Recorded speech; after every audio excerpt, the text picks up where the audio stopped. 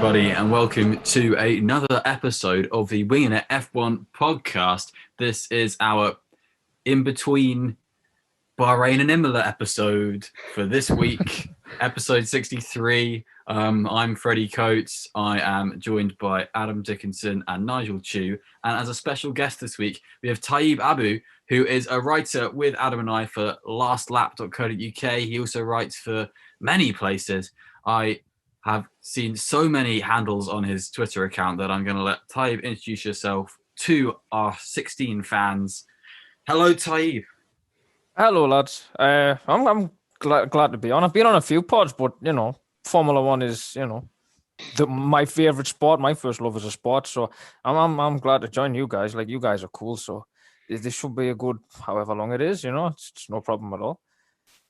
It's brilliant to have you here, mate. We're always happy just to chat to anybody about Formula One. In our sort of preamble Zoom before this podcast, we've gone on for about half an hour already just discussing the pros and cons of Sebastian Vettel's early career. So we'll probably get onto something like that later on. Of course, as usual, I've got Adam Dickinson and Nigel Chu here to throw insults at each other. Nigel Chu, how are you doing this morning? Yeah, I'm good. Me and Adam have already had a few jabs at each other over the last 24 hours as usual. So it's been interesting. Adam, have you been crying into your pillow as usual? No, I'd just like to start out this episode by saying Nigel smells. But no, I'm good. It's been a nice long weekend. I was on WAS on Saturday, and there was a good game, although to finish. But yeah, and then it has been a nice long weekend and nice weather. Sun's out again today, hopefully a bit warmer than yesterday. But yeah, I think that I've managed to crack Nigel and Freddie up already, which is a good start. Nigel smells. I mean, what the hell? Good start to the episode. Well, we meant to throw insults at each other, apparently. I thought we were just going to go on as normal, but keep it up. All right. The first contentious rubbish issue. Playing table tennis as well, just while we're at it. But anyway, carry on. The first contentious issue for Adam and Nigel to fall out over is the Formula 2 Championship, which is what we're going to dedicate a lot of time to in this episode. Obviously, Formula 2 kick-started as well at the Bahrain Grand Prix weekend with 3 races for the new fancy format that we have in Formula 2 this year. Do you guys think the format worked out? We obviously had qualifying and then a reverse grid sprint race, then a reverse grid sprint race, and then a feature race on the Sunday. Nigel threw a thumbs down, but I'm going to go to our guest, Taib. What did you think of the Formula 2 format?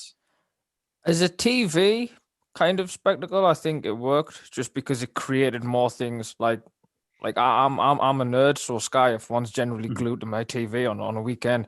So as a TV thing, I think it worked.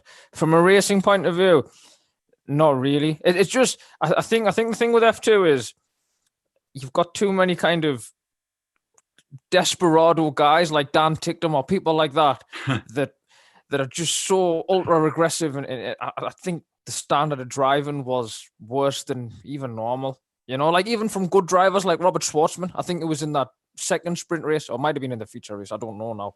But when he's come across the gravel on the exit of turn 2, and then he's rear-ended. Who did he rear end? Was it Dan Ticktum? I can't remember now off the top of my head. A turn 4. It was, yeah. Was it Dan Ticktum? Yeah. So, ironically, yeah. Yeah, that's the irony of it all. And he's a quality driver. So I just feel like from a TV perspective, and probably when hopefully they get fans back into the stands, I think it works. From a racing perspective and for like quality of championship, probably not. I'll tell you, I mean, I've been very opinionative. Is that a word? It's opinionated. A word now. Opinionated. There we go. There you go. English. Before the F2 season, and I really did not like the format, but it was actually better than I expected. I'll be honest. Still got big problems with the big spaces in between the events and the calendar, but the format wasn't too bad. I'm still not a fan of how, if you do have a problem in qualifying, you'll be at the back of the grid for 3 races, or if you can't come through in the first race or whatever. I think the penalty is too big, but it was actually better than I thought. So positive. I still don't like reverse grid races. Yeah, I get what you're saying, both of you. That yeah, it feels there's artificial, and then there's like scripted and stuff like that. It feels like it's so thrown into the hat, and the PR line being, oh, let's teach them how to race. That's karting. That's not Formula 2 level. If you can't race in Formula 2, then you should be at the back. To be honest, in Formula 2. Yeah, you're right. Alessio Deleda. And it's kind of like I really enjoyed the races, and I really enjoyed having 3 races. Like I really enjoyed so much Formula 2, but like you say, it's like we're not got this until Monaco now, and it's not going to work in Monaco. You can't overtake in any car in Monaco. So I feel like Bahrain was probably one of the best tracks for it, and that's Yeah. Bahrain's the that's best happened track now. for racing in general, I think, to be honest. Out of the whole calendar, I'd say. Silverstone might be good for it, Yeah, and so. I don't know, Baku would probably be a bit bonkers. And there was the opportunity for some good drives, because obviously there were fast drivers further back. Richard for sure came through from. You got knocked around at the start of a race and then ended up finishing 4th anyway, despite being 17th or 18th at one point, came all the way through the field. And that was fantastic. And there's an opportunity for drives like that. And obviously Yuri Vips started 22nd and then won in the first race because of qualifying. And then because he was able to be fast enough to drive through to 10th place, he got the reverse grid pole for the next race. But not everyone's Yuri Vips, so like, it's harder for that. But there were some weird ways of it playing out, but that's kind of how we've got to deal with it now. And I thought, to be honest, it was like you, Nigel, better than I thought it would be. I think I enjoyed it. I thought it was tough. Was it Théo Pourchaire who retired, who was going great guns in the first race and then had an issue? I think it was. I think it was, but it feels like, I think like we said before, it, and like Taib alluded to, it does kind of punish having, an issue that isn't your fault, and it can absolutely torpedo your weekend. And I think that's what it was for Théo, and it's tough for him. But yeah, I think I enjoyed seeing where everyone is in terms of pecking order. I think we'll get onto that in a minute. But yeah, I think, as you say, it's good kind of entertainment within the weekend. I enjoyed it, but outside of that, there's a lot to be desired, especially because it's not like Formula 3's on all the other weekends. If it was like Formula 2, then Formula 3, then F2, that'd be a bit better. But it's not. There's a massive gap until we've got any F1 weekend junior series racing. Yeah, we've got Formula 3 at the Spanish Grand Prix. And at least like the kind of like the big gap where it used to not be, which just sort of followed like mid-September through to November, with sort of Russian Grand Prix out to Abu Dhabi. At least you've got Formula 3 is going to Kota and is going to a few other places, which should be interesting. But I mean, it also defeats the point of saying, oh, it's a cost-cutting measure, but we're going to go to America. So you got to look at it like they're just what the Pilgrim Fathers said, and now look. Yeah, and there's no massive Formula 3 presence in America in the past 300 years. So there we go. But yeah, it's going to be interesting to see the format in Formula 3, because you've got a 30 car grid, and you've got the reverses are for 12 cars rather than 10 cars. So it's going to be even more punishing of any issues, you'd think. Yeah, Formula 3 is going to be very interesting. But we can talk about that before Barcelona. Yeah, Adam's very excited for Formula 3, you can tell. So, right, let's just go on to some drivers who impressed us over the course of the first Formula 2 round. Taib, you've already touched on being disappointed with Robert Schwartzman and potentially Dan Tickton. Was there anyone else who was completely the opposite of that for you? Yeah, I thought Liam Lawson. I thought Liam Lawson was very impressive. He kind of looked, again, with this format, it's tricky to kind of be consistent generally, like in terms of pace throughout the full 3 races. But I thought his pace overall in all 3 events was actually pretty good. It's, again, one of the reasons why I don't like the format, because I don't think it's necessarily fair. But he looked good. I thought Jahan Daruvala did better, even though I'm not the biggest fan of him. Just because I always think he's kind of lucky to have a seat in Formula 2 last year. But I've got to say he kind of proved me wrong, and he looked better. He looked better than what he did last year. So they were the kind of two. For sure did well.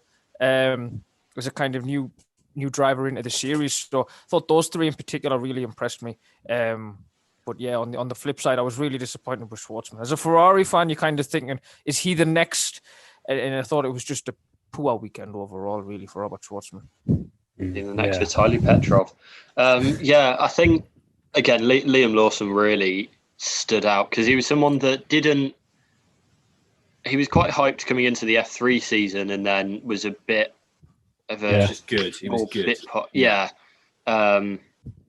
For him to then come in and really put his stamp on the F2 season this year, he looked good in all three races. I know he got spun in the second sprint race, but he was doing well again there. So, yeah, I thought he was looking good. Piastri obviously got his win, which is good for him, and he looks like he's going to be making himself competitive over the season, which is what we'd like to see, really, from a prodigy talent, which is what he is, having won the F3 last year. And Guan Yu Zhou was probably better than I expected, although I know he's got the advantage of being in his third year. But, you know, it was nice seeing him around and doing well and getting a win, which is always good. Sheffield lad, as we are obliged to say every time we mention him. I think, what impressed me with Liam Lawson was his tire life preservation. The fact that he was able to keep in the first race, he got in front and stayed in front for every lap of that race and was able to hold off Jehan Daruvala, who was much faster than him in that race. He was able to hold him off, and he was able to use his tires to the exact length of the race perfectly. His tires weren't gone, which was insane in his first race to be able to manage that, particularly at Bahrain, which is a very abrasive surface, and particularly on these Formula 2 Pirelli tires, which are absolutely atrocious tires. So I was really impressed with Lawson for that. Piastri just made my heart sink when in the feature race he stalled the car after he was a little bit ambitious in battle, but it was a racing incident that spun him out in fight with Tixon probably. And yeah, who else? Yeah, we mentioned Vershaw. A lot of blue on the grid. A lot of blue on the grid. It's always taking. I think Drugovic looked like an Alpine Academy driver when in fact he isn't. He's just got the exact same shade of blue on his car. Again, cost-cutting measures. Just make him look like the other car. Nigel, we've not left many people for you to throw in the hat, I don't think. That's all right. I think like for Christian me, Lundgaard, but... Yeah, I'm a big hope. Not want to say fan, but hoper. I'm making up words this morning. I'm a big... Messiah? Yeah. No, I don't know. I think Lundgaard will do very well. Apostle. You're a Lundgaard apostle. We're getting called many things. Yeah. I think the rookies really stood out. They all did better than I expected, especially Piastri.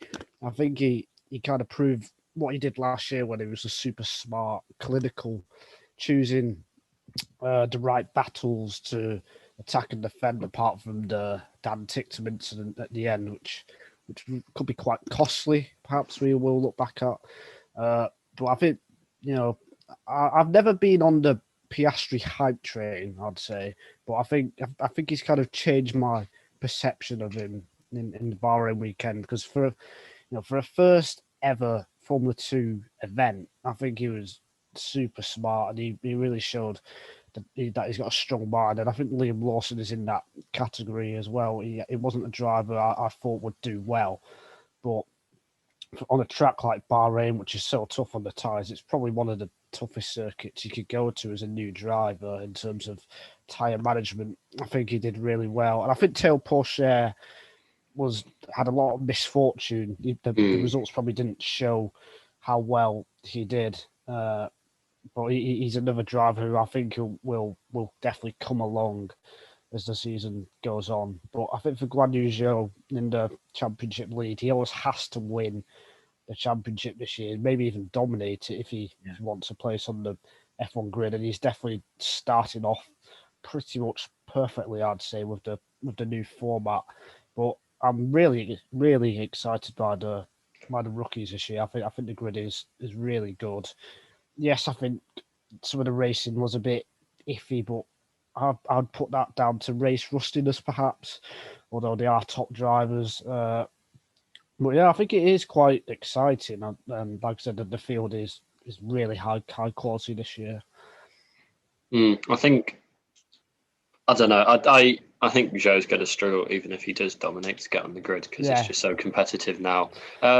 Just two of the drivers that I'd like to mention one is David Beckman, who coming into the weekend, the most notable thing about him was he was nearly David Beckham, but that wasn't quite. The most noticeable thing about him. He's been a solid F3 driver for a good few years. He has been a very fast driver, and he was very good in testing.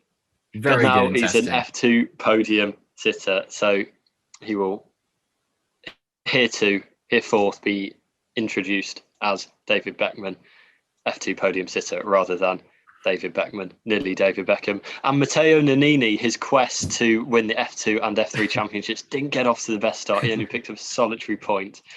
But he will go again. I'm sure he will. I'm all aboard the Nannini hype train to win both championships this year. I'm looking forward to it.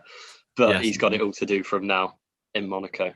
Matteo Nannini is this podcast's favourite driver because of that that quest, as Adam so rightly put it. Of course, the real crime of the Formula 2 grid is that Logan Sargent doesn't have a seat, but we don't need to get into that now. We could anoint one driver to be like this Logan Sargent in spirit. What driver is there not much to say about? Ben Viscal. I've not got anything on him. He's been actually quite handy, I think. Not he's him. In what is he? He's in a Trident or a Charouz. I always forget which one's which. Zendelli. He's got an Iron Man helmet. He's his own man. His Iron Man helmet is all Alex Jakes mentions about him, but it's great. Where is this episode going? It's going everywhere. I'll tell you who I was disappointed with. Marcus Armstrong. I thought he should have done better. I was expecting him to be fighting for pole, and he wasn't. Have much expectation for him, to be honest. Yeah, he's had some brilliant years in other junior Formula, and then he didn't quite click with Formula 2 last year, but he had the opportunity to do what everyone does in Formula 2, which is to click with it in the second year. So hopefully he will do in the coming rounds, because he's got talent there. He just hasn't clicked with Formula 2. It's like the opposite of Dragovic. Worst in the series so far. Yes, we've only had one round. I'll tell you what makes it difficult to judge is not only that with the two reverse grid races, but in the feature race, which they started in the qualifying order, there was that safety car and virtual safety car, which really helped. Was it for sure he ended up in the lead, or Armstrong? I can't remember, but that elevated them straight to the front, and that kind of messed up the order. So it makes it even harder to judge, because I think Lundgaard and Piastri, they would have been the top two if had it been like a green flag to the end, but the safety car or virtual safety car helped some others go to the front of the race. So it makes it even more difficult to rate how well everyone did, because it just completely turned the race on its head. Yeah, that's how Formula 2 really is, isn't it? You look at Matsushita's win last year. That came from out of the blue, out of nowhere, because on the race because of his head. Sorry, I'll turn back around now. For audio listeners who don't get Adam's joke, he turned his camera upside down because he's a child. I actually turned my room and myself upside down. The camera stayed where it was. Yes, he barrel rolled his house. Talking of barrel rolls, that's not a segue I can use to the next thing, but here we go. Sebastian Vettel. Our next topic. Someone who doesn't barrel roll often. Yes. So Helmut Marko said recently that Vettel should have taken a year off from F1 in 2021 instead of joining Aston Martin, because he needs to kind of ground himself. And he's been a little bit put upon. Obviously, the sack from Ferrari will have hit him very hard. That's something personally that you're not going to like. And the way it's been handled from Ferrari is a little bit saucy, to say the least. The way you see a lot of phrases coming out of Mattia Binotto that he's like, "Oh, look at us now, we've got 2 drivers in the team," and stuff like that. It's just like he's very happy to see the back of Sebastian Vettel. So what do we think about that proposition, Ty? Do you think Sebastian Vettel should have done something like an Alan Prost, taken after he was sacked from Ferrari, sit out for a bit, then come back in with a monster seat if he can do? I think the difference from now and then when Alan Prost did it is, I think one of the bigger problems is, say, for example, Vettel took a year off and he decided to do whatever. And I don't think in any situation Red Bull were ever going to ever carry on with Alex Albon. That had just become untenable with the precedent they set with Pierre Gasly. Perez is a really good driver. Like, Perez could do really well. Vettel could take a year out thinking, oh, I'll jump into the Red Bull seat in 2022. And then if they decide, oh, look, we're just going to stick with Sergio Perez, then he's boxed himself out of a drive. You're better off being in Formula One and then kind of controlling your own thing of, oh, well, Seb's had a great season, we've got to give him another shot, instead of being away from it all and then somebody else. Because Formula One, very quickly, people will take somebody else's drive. It moves like, look, Ferrari was Seb's team. It took Leclerc like 10 races to change that. Do you know what I mean? So the same could have happened if Seb had gone, you know what, I'll see you in 12 months' time. And if Perez does really well and helps Max to win the World Championship, or they win the Constructors' Championship, they're not going to break that up and then bring in a 4-time world champion who's going to want to reassert himself on Max Verstappen. So I think no, because there's no knowing if there's a seat there. If they had carried on with Alex Albon in 2021, then maybe you think, yeah, because, you know, Albon, like, he didn't do it in 2020. There's what's to say that he's going to improve in 2021? Then maybe, but I just think the way it shook out with Perez taking he was better off staying at Aston Martin and kind of rebuilding his reputation. I think I'd agree with that. If Red Bull really wanted him, then they should have gone for him.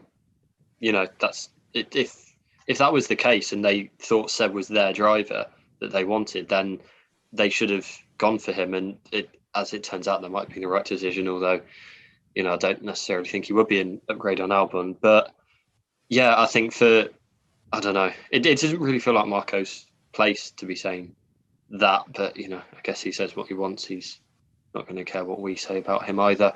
But yeah, I think Seb's in a tough spot at the moment anyway. And yeah, where does his career go from here?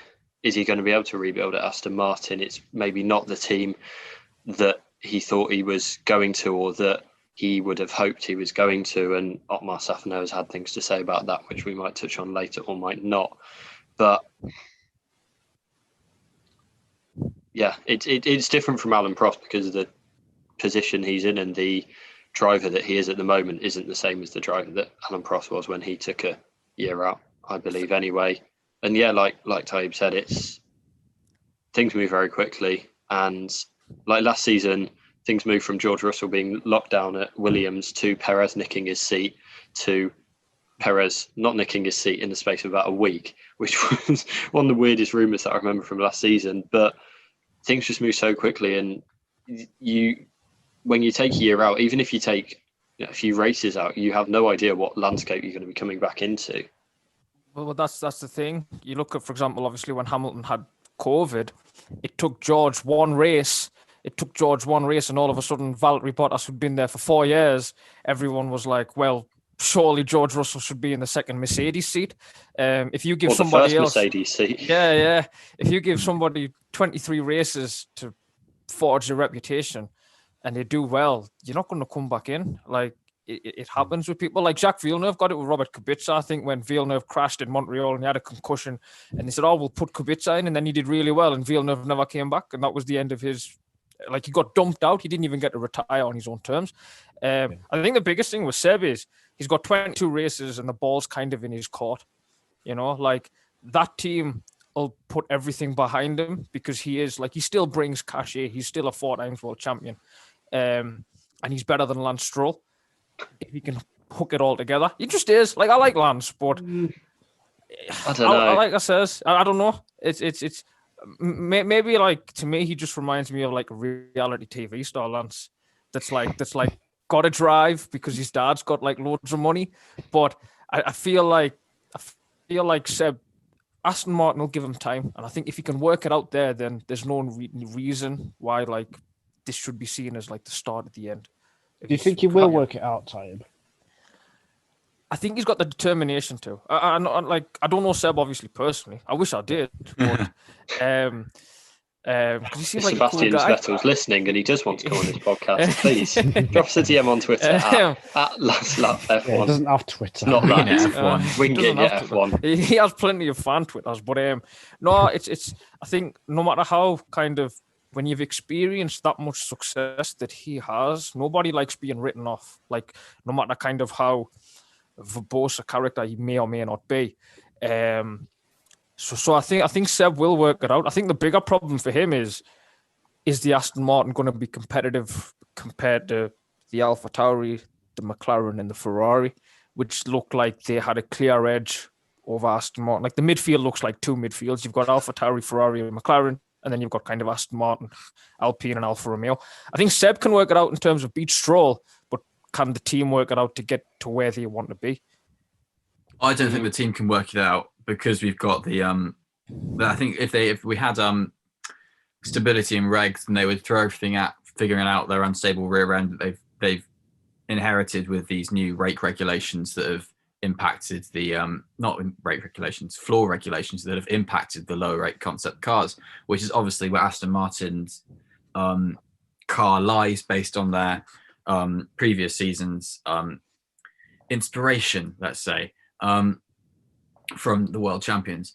So I kind of think there's going to be less opportunity from the team to give them a more comfortable car that in terms of performance for Stroll and Vettel, that is. So they're going to be really honing this car a lot, and there's not going to be many upgrades to it.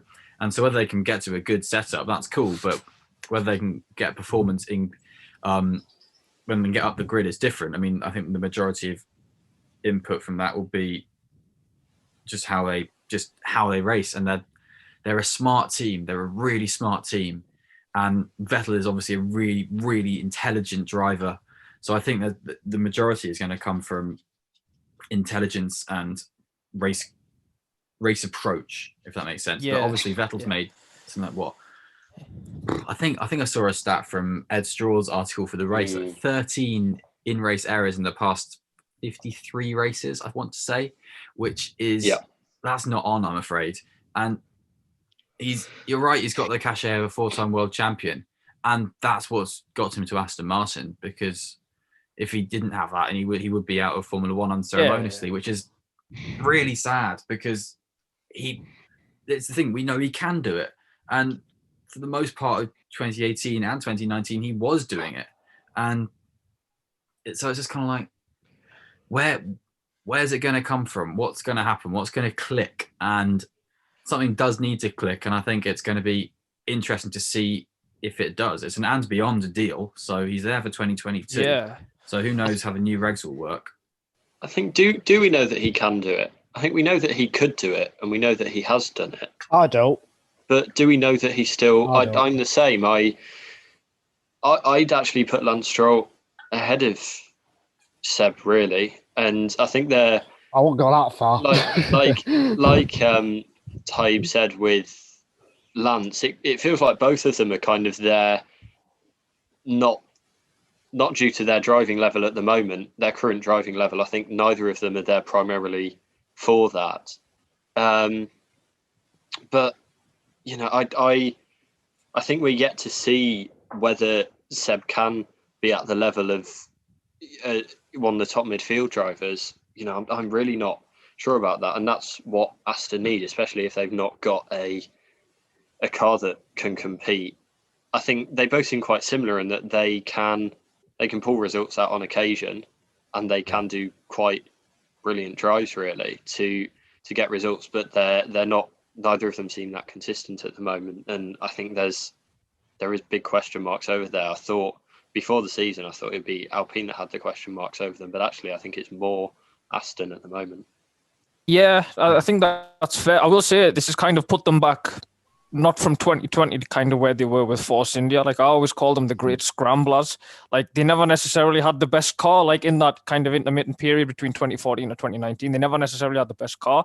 But like what Freddie said, like their teamwork and the way they could strategize kind of those bizarre races to get Sergio Perez into a third place or a fourth place or a fifth, they're going to have to do that. And I think the one thing I will say about Seb is, as much as it seems like it hinges all on that Hockenheim moment when he ended up in the gravel trap with the Sachs curve. For all of that, it feels like it's one moment that sent him spiraling. It could be one big moment that turns it around for him. I'll never doubt his speed because he's one of the fastest drivers I've ever seen drive a Formula One car. But it's just, it's the mistakes. I will say there were mitigating circumstances in terms of Bahrain. Like, the testing reliabilities hurt them. Then Mr. Mazepin spins in front of him at turn 1. Then you had Sainz's weird cutout problem on the run down to turn 10. So that was his qualifying, balked there. And then that put him on the back foot for the whole weekend. Then he got the grid penalty, which didn't really make a difference. I think he's just got to cut out the errors. If he drives a clean race, he should generally be okay. But it's whether he can be the errors. So I think the errors come from just being a desperation, a rashness, because he's not used to driving in the midfield and battling for 10th and 11th and 9th. Do you know what I mean? That's why, like, when he was out in front in his Red Bull days, he was flawless. He almost never made mistakes. I think he's not used to being on the back foot as well. Like, not necessarily in the midfield, but like when he was in Toro Rosso, you know, certainly towards in the 2008 season, he was, even though he was in the midfield, he was on the front foot, and he was, you know, a really quality driver, and it felt like he had a lot of self-belief and self-confidence. And when he went to Ferrari, even though yes, they weren't battling with the Mercedes, again at the start of his time there, it really felt like he was building momentum for the team. And I think now it's kind of the opposite, where it's not really been the case like that since Leclerc came into the team, really, I think, or even since the Hockenheim spin, like you say. So I think it's desperation, but it's also, he's been in these positions before, but when he's been in these positions before, he's been on the way up, and it kind of doesn't feel like that's the case anymore.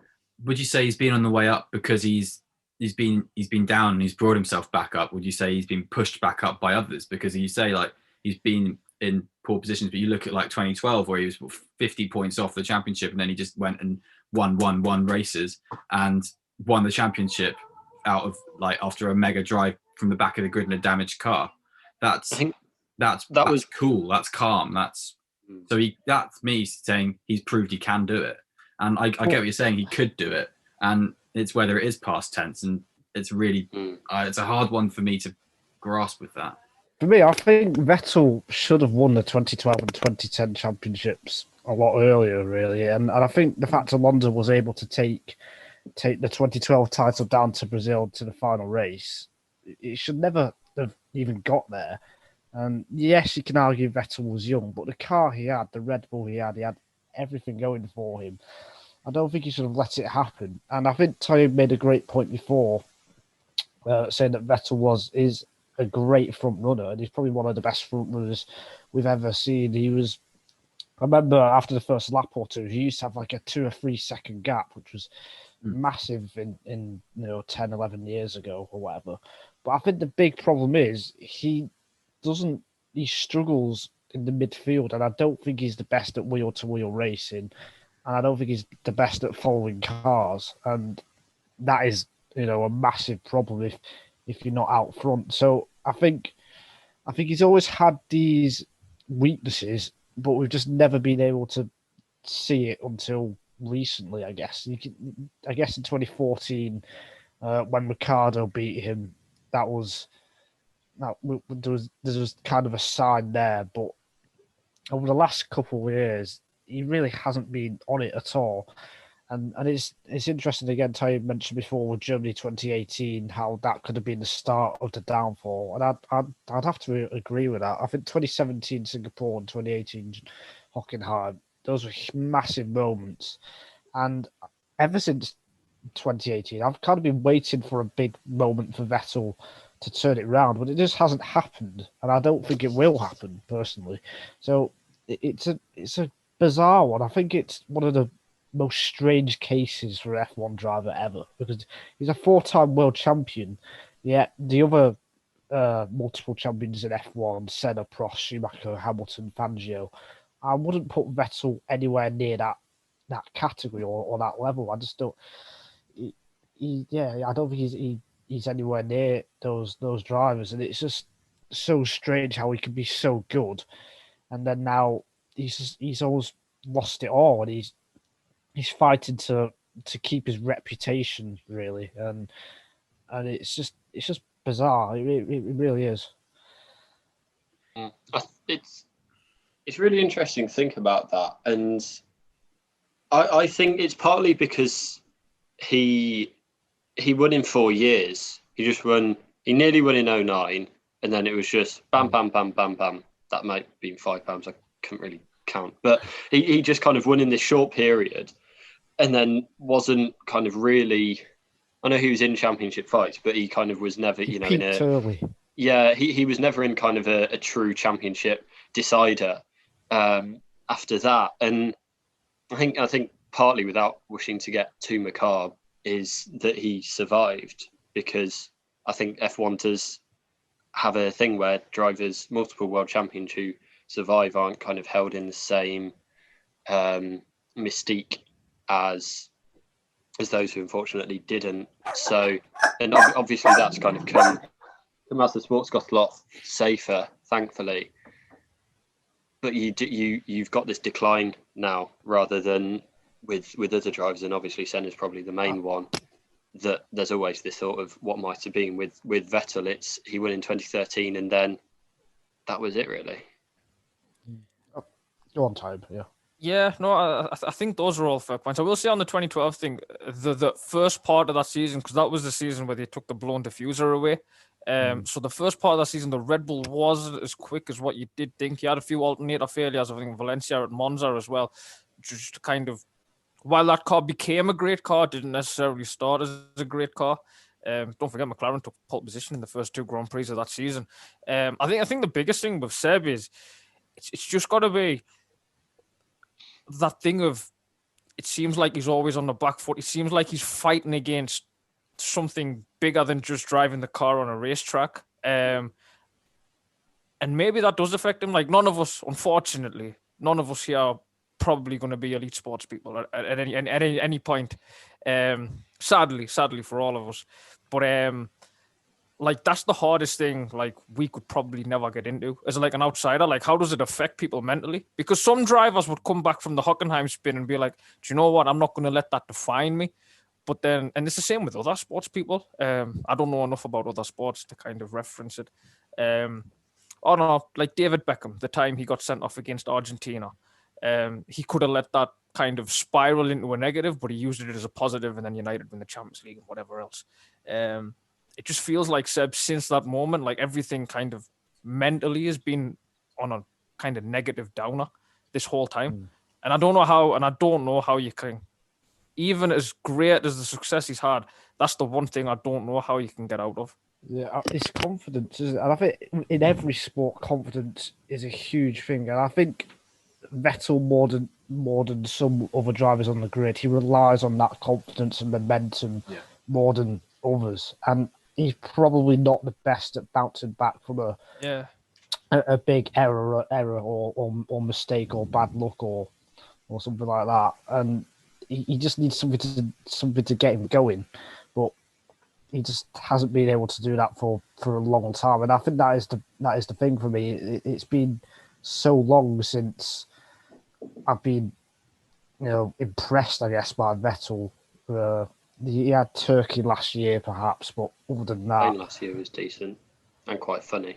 Yeah, but, I mean, that's the thing. I mean, we think about Hamilton and he's had some incredible moments. But with Vettel, other than his Toro Rosso first win, which was one of the greatest things Formula One has ever seen, there's no other big moments that stand out and think, oh wow, we're going to be thinking about that in 20, 30 years' time. But for me, anyway, I don't know about you. I think the one thing that sticks out to me is, I think it was 2013 where he won like the last 9 races or whatever of the season, and like as a fan, it was like coming out of the summer, and it was like, oh, it's it feels possible that he might be able to, like anyone's title, and then he just won, and then like they go to the next track and he just win again, and then he'd go to the next track, and it was like just built up. So by the end of that stretch, it just felt inevitable that he'd win like the last 3 races or whatever. So I think that's one that sticks out to me. But I think the other thing is kind of the Hamilton factor, that maybe that's, as Toby said, he seems to be kind of fighting something, bigger than driving on a track. I think Hamilton factor in that he, from 2013, Seb was the driver of his generation, and Hamilton was kind of the also ran, or the driver who'd had an amazing start but had gone off the boil. Verstappen.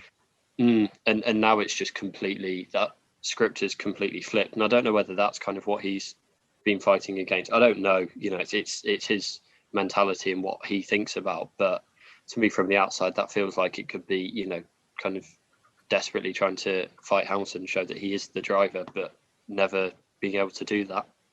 Like I said, I think it's so much like he went to Ferrari. Obviously, Fred, you've got the Schumacher poster in the back. That Michael was his hero, and he wanted to win.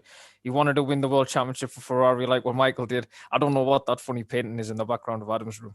Do I? But, like I only know Formula One posters. If it's like it could be a money, and I'd have no idea what a money is. So Adam drew that last week, though. actually. I like yeah. I've lost my train of thought now.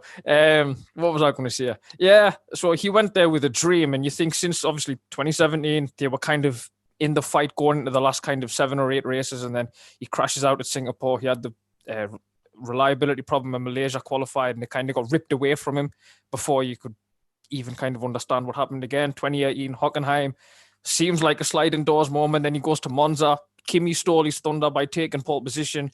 He's still in a mess. Yeah. I love Kimi. It was great fun to watch, but Kimi shouldn't have been sent out after him in a championship fight like that. Yeah, that's what I don't understand. Which I understand why he was kind of pissed off with that. And then he took that kind of anger into the race. He spins at the second chicane. His race is basically finished by then. And then again, the World Championship just gets run away from him. Then he falls out with Arriva Bene. And then this upstart comes from Sauber and he beats him hands down. What was it? I don't know, 10 races, 11 races. Charles out qualified him in a row. And he gets that race robbed in Montreal. You just think all these things have kind of spiraled into a point now where, like, for example, Max Verstappen could crash in every session of a Grand Prix weekend and he would still turn around on a Sunday afternoon and goes, yeah, but I'm the best. That's just his mindset. I think all these things have just kind of snowballed into Seb's psyche, and I don't know how some drivers, some people are capable of kind of turning that around. That's not the speed factor. I don't know if Seb can, all these things that have gone against him, whether it was the World Championship in 18, 17, Charles Leclerc being dumped out by Ferrari in the middle of a pandemic when, Ferrari made it clear they didn't want anything to do with him. And again, that was the team that he wanted to race for. That was his dream. And it got snatched away from him.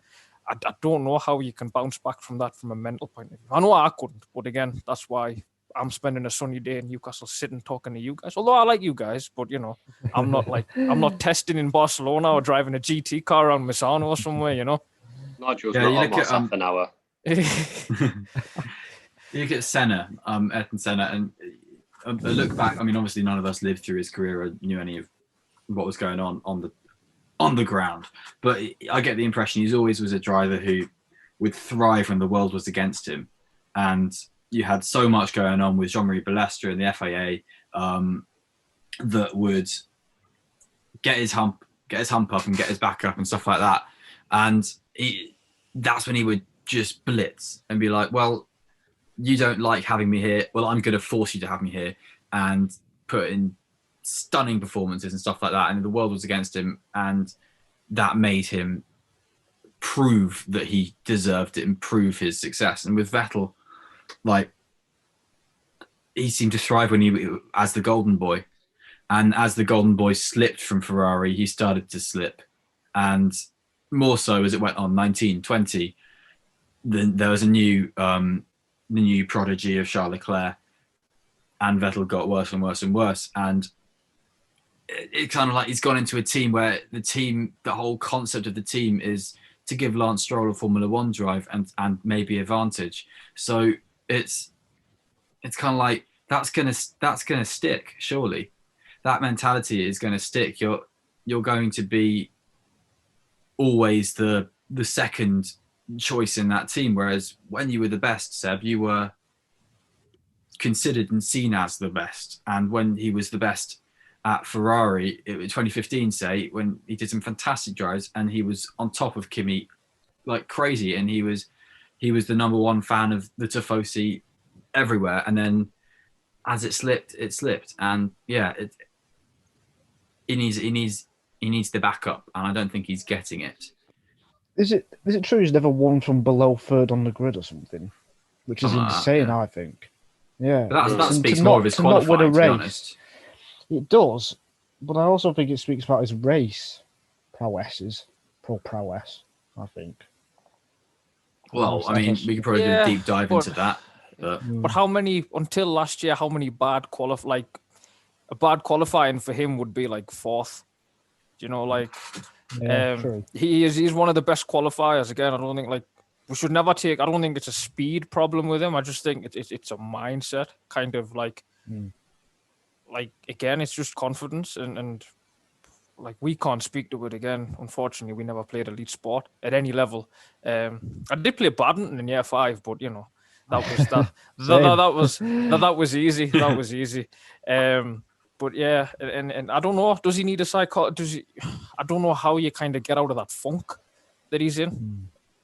Yeah, I think I've been following WAS rugby now for 6-7 years, and it's the exact same. It's like some weeks they can be absolutely brilliant, or they go through patches where they're one of the best teams in Europe, and then they go through patches where they're one of the worst teams in the Premiership, and it just seems so inexplicable that, you know, you might have one player coming in and one player coming out, and it just completely changes the whole mindset. And yeah, it feels like the same with Seb, that it's just you can't put a finger on where he's kind of lost his speed, or lost, you know, just that extra 1% that made him into a champion. But you know, I think he's still got his drive, which is that's crucial to any driver. And you know, he still clearly wants to be there, which obviously in F1 it's not a case of I want it more, so I'm going to be world champion, because there's another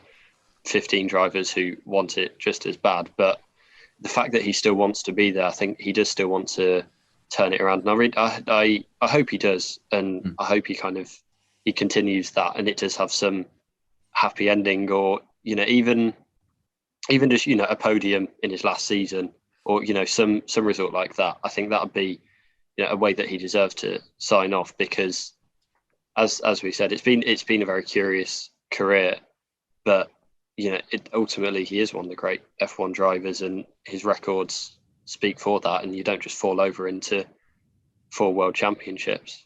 So you know, I hope he has that moment in the sun at least one more time. I think we all do. I think, yeah, you can't really not be a fan of the lad. He's a brilliant guy, and is brilliant for Formula One. And I think, yeah, the only bit of advice I could say to him would be dance like nobody's watching, that kind of thing. Just like, don't get swept up in everything. Just be a good dancer. If anyone is, it's obviously Sebastian Vettel.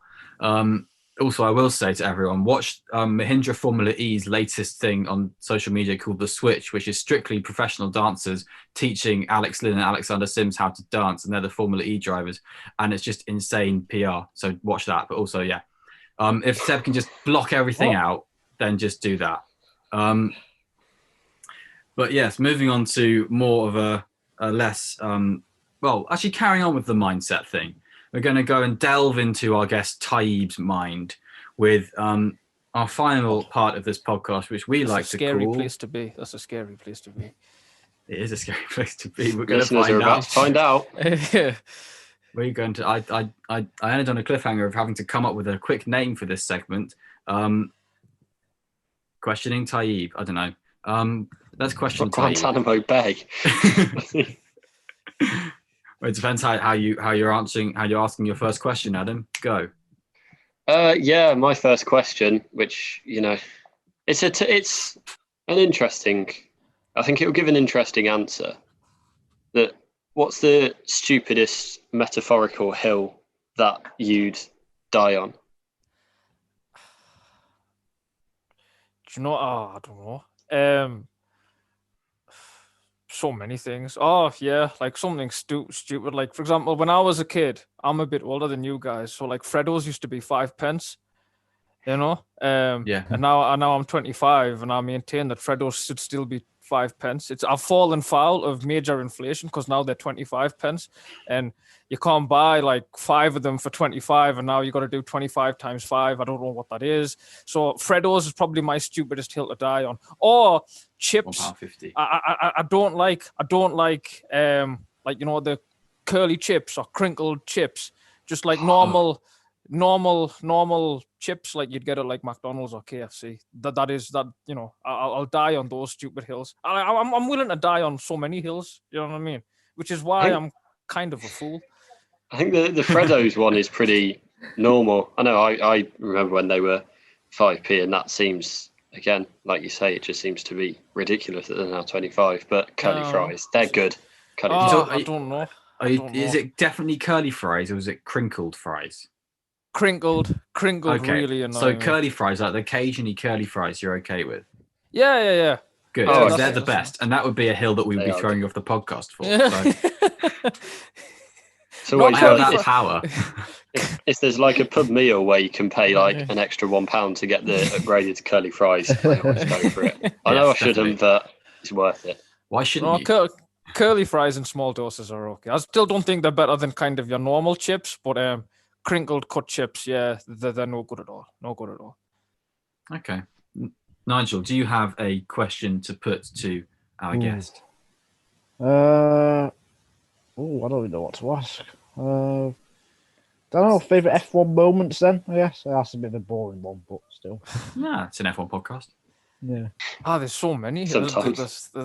There's too many. It's like what I was saying. I'm like an F1 tragic. I think I've missed maybe like one qualifying session in the last 10 years. Do you know what I mean? Like there's people's weddings that I would skip. No, the Monaco Grand Prix is on. Do you think I'm going to some wedding? It's like my own wedding. It's like, you're not having my own wedding scheduled as like the Canadian Grand Prix weekend. You're gonna have to find a free calendar. So my favourite one, this is probably topical because obviously, God rest his soul, Murray Walker passed away and I miss him so much. Italian Grand Prix in 1999. I started watching Formula 1 around 97. Mika Hakkinen spins off at the old Retofilio chicane where it used to be left, right, as opposed to the right and then the left where they go now. Hakkinen spins out. He throws the steering wheel out. Murray's gone bananas. The Tifosi's roaring because obviously he's fighting Eddie Irvine for the World Championship. Hakkinen's crying in the trees. That visual image, like I always say, like if you want to kind of understand Formula 1, like the passion of it, that kind of 5 minutes. Murray and Martin Brundle were on fire. The roar of the crowd, like those V10s were so loud and you could hear the scream of the crowd above even the cars coming down the main straight. So that to me is probably my favorite. Just as a 3-year-old going, wow, you know what I mean? So it was just, that was like, I already liked it before then. Like I love Formula 1 before then, but I was like, I'm not missing a race for the world now. Like, I don't care if there's an earthquake outside. If the Azerbaijan Grand Prix is on, I'm staying here and watching the Azerbaijan Grand Prix. I don't know, has anyone cried or at an F1 race or a sporting moment? I don't think I cried, but I was just completely gutted when Lewis lost in 2007. Oh, really? Like, it was just... And because that weekend, England lost in the Rugby World Cup final on the Saturday, and Lewis lost the championship on the Sunday, which has to be like one of the worst weekends of sport. like it's conceivable to think up. So yeah, that's kind of. I just like remember feeling really good. Oh, that I might not. I think actually because I was quite little, so I don't think I watched the whole race. I only like found out in the morning. I would like watch the start, and because it was at Brazil, it was quite. I can't remember. I might be making that up. I know I did for the final, but yeah, I just kind of remember feeling really, really sad after that.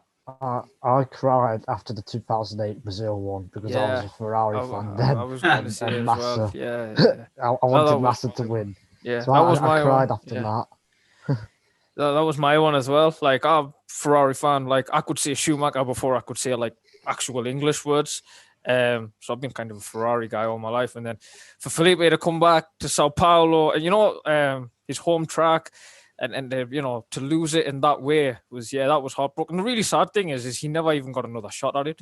Because obviously the following year he gets hit in the head with a spring, and then for one reason or another it never really happened again. But that was the closest that I ever came to with a sporting event. I remember really noticing it when Felipe Massa walked down the pit lane at the 2016 Brazilian Grand Prix. Yeah, that was touching.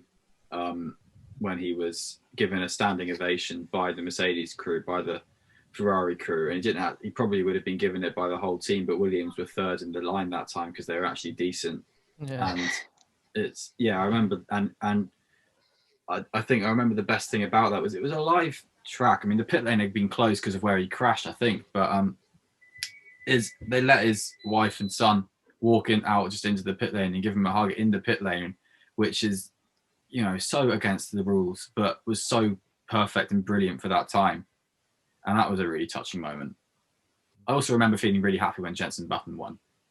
I was about to say Jensen's first win was second on my one as well, because 2000 he debuted. So like, again, I kind of like grew up with Jensen, and then he had a good year at Williams in 2000, and then he got kicked out because Frank liked playing driver merry-go-round all the time, and he had to go have 2 bad years with the Benetton team. He fell out with Briatore, he fell out with Villeneuve, and you thought this is never going to happen for Jensen. And then in just the most bizarre weekend, like I remember that weekend he had an engine blow up. Alonso and Michael got penalties in practice. And it was just the craziest race, the craziest afternoon. One of them days where Formula One, I've always said when Formula One goes bananas, like when you've just got a bonkers race, I don't think there's a sport out there that can come close to it. You just have days. You just have days like Baku 2017, Montreal 2011. You just have days where you don't know. Monza last year. Third would be Monza. Where did I meet Gasly? I met him at an F3 event. I don't even know where. Just signed a cap. I thought, we'll support Pierre Gasly now. And then he come through. He won the F2 championship, or GP2 as it was then. Then he did the Japanese Formula, and then obviously he was brilliant in his first season at Toro Rosso. And then Red Bull really. Yeah, like I'm not a big Red Bull guy anyways, but they really went down in my estimation with how they treated him. And then, he loses his friend at Spa, and then he come back and then win a Grand Prix. And that was an amazing race as well. Well, what a day that was. Yeah, I think on the flip side to you then, or you three then, the 08, like Brazil race was just incredible for me. Like that's just, at the right age to just be completely like absorbed in the sport. Yeah, it was so good. I think, like looking back, obviously Massa probably should have won the championship, but just in that moment, it was that makes it all crazy. the better, makes it all the sweeter. Yeah, I think I watched that in a bar somewhere, and one of the craziest races. And because I think, like you said, Tobin, I'm a bit younger than you and Freddie. Older generations, but for me, it was like Lewis was kind of the person that I got into F1. Because of him, I think I was watching the US Grand Prix 07, and I didn't have any idea what was going on, but I just kind of, just got involved from there, and for kind of to go through that journey and finish in 2007 with such a heartbreaking loss, then to come back for 08 was just incredible. Yeah, I mean, there's so many fantastic moments in Formula One, and we all love them so much, and that's why we're here. And I think I agree with you, Ty. I said this a couple of times. Like Formula One can be really boring, it can be tedious, and it can be so monotonous. But when it's not, there's not. It's the best thing in the world for me, and it's ridiculous how something can just get turned on its head like crazy. And I think that's one of the best things about the sport, and the best things, well, just about motorsport. I mean, in general, but with Formula One, obviously you've got the grandeur, and you've got the history, and you've got the pinnacle and the glamour. So that's just where it sits in the world. And it feels like a lot of the questions we had were kind of not as whimsical as ones we were going. We've decided to start going for. So let's go for some generic Formula One-y ones. So like one I wrote down, you talk about Gasly. Where do you think Pierre Gasly will finish in Imola? 4th. Nice. Ooh, bold. We like Me it. too. I think he's going to DNF. But I'll talk about that next week. On kind of that note, not really. There's a numbers link. Who will win the championship, and give us your top 5 drivers' championship? Well, Lewis Hamilton will win it. Max Verstappen 2nd. Valtteri Bottas 3rd. We'll go 4th. Do you know what it is? I'm gonna go Lando Norris 4th and Charles Leclerc 5th. Well, really? That's cool. Wow. Yeah. You're not Perez in the top 5. You're not on the Perez hype train. I just feel like weird things will happen at certain stages of Perez's season. All that Going to be like Harry Potter with the like rogue broom, and then he has the rogue bloodshed the next year. Yeah. It's just going to be like that. It's like crazy things, and like his wheels start wobbling or something. Like I said, Well, Max Verstappen does have 7 Horcruxes. I don't know what any of that means. I've never seen a Harry Potter film in my life, so I don't know what any of that means. But yeah, that's my top 5. What do you think of Fernando Alonso's comeback? And at last year when it was announced, was you like in support of it? I'm not going to sit here and say like, a 39-year-old guy shouldn't come back to Formula One because he's too old or he's past it or whatever. I feel like he's still got the passion for it, and if he's still got the passion for it, there's no reason as to why he shouldn't come back. And it seems pretty clear from the weekend that just went. He still has the passion for it. I think his biggest problem is going to be that Alpine isn't competitive, and at some point, like leopards don't change their spots, and Fernando will always go back to being the very difficult, very abrasive character to manage, because that's just how he is. I don't think age has necessarily mellowed him. If he gets past and he feels like it's a GP2 engine, he's going to let it know. Or like that time he was angry at Palmer all day. He's always been like that. He's always been like that. I think that's going to be his biggest problem. But in terms of like, again, as a fan, as a TV spectacle, 2-time world champion Fernando Alonso, Le Mans winner, coming back to Formula One, I think overall it's good for Formula One, and team radio is going to be a lot more interesting as the season unfolds. He's always got that chip on his shoulder, I think, Fernando, from a long time ago, 50 years ago. He's always had that. Yeah, he had it before as well. He's always been that spiky guy, difficult to work with, but that's kind of what made him successful, I suppose, as well. Makes great television as well. That's what I'm saying. So as a fan, I'm glad he's back. We could go on for so long just talking about what we love about this sport, but we have got to end it basically, because we've gone on for way longer than we probably should have done. But here we go. So that was our episode. Thanks very much everyone for listening or watching. Wherever you found us, obviously we're on YouTube, we're on Spotify, we're on Acast, we're on iTunes or Apple Podcasts, whatever it's supposed to be called. We're on Google Podcasts. If you want us on anywhere, let us know. We've got a Twitter account. It's at Winging It F1. I'm Freddie. That's Adam. That's Nigel. Taib, do you want to tell everyone where you can be found, where people can come and not literally love you? Well, yeah, not literally. I mean, unless you want it to snow, because it's snowing right now. No, listen, my Twitter handle's at TaibAbu1. It's pretty straightforward. And if you want if you want basically irreverent opinions on basically Formula One or the NFL, then you know where to find me. Brilliant. We've loved having you on. You've been an absolute It's been gem of a fantastic. guest. Thank you. No, do you know what it is? It's been an absolute pleasure. Like I've said it before, there's no sport like Formula One, and to have like similar people of that mindset to talk to about Formula One, I could do this all day. You're so right. So yeah, brilliant. Thanks very much everyone for watching, and yeah, stay safe. See you next week. Have a good time. Bye everybody. Bye.